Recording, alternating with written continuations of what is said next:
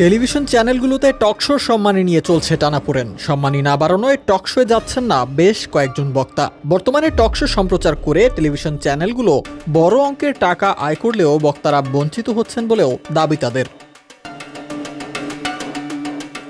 এবার এ নিয়ে মুখ খুলেছেন সাবেক সচিব আবু আলম শহীদ খান।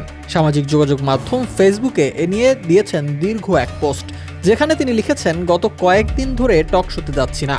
টকশোর সম্মানী নিয়ে টানাপোড়েন চলছে।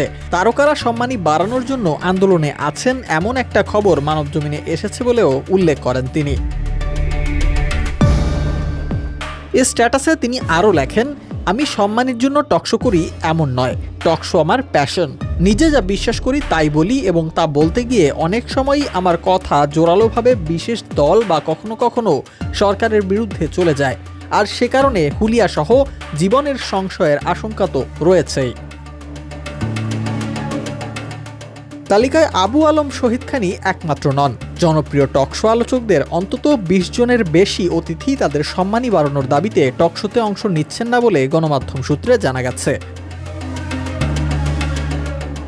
৫ আগস্টের অভূতপূর্ব পরিবর্তনের পর টকশোতেও লক্ষ্য করা গেছে অতিথি তালিকায় পরিবর্তন। তবে এ নিয়ে যতটা আলোচনা, তার চেয়ে এখন বেশি সমালোচনা হচ্ছে অতিথিদের সম্মানী নিয়ে।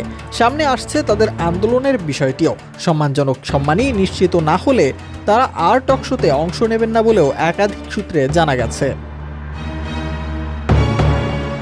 টকশো আলোচকদের এক চিঠিতে বলা হয়, গত ২০ বছরে টকশোর অতিথিদের সম্মানী বাড়েনি, একই জায়গায় আটকে রয়েছে, অথচ এর মধ্যে জীবনযাত্রার ব্যয় কয়েক গুণ বেড়েছে।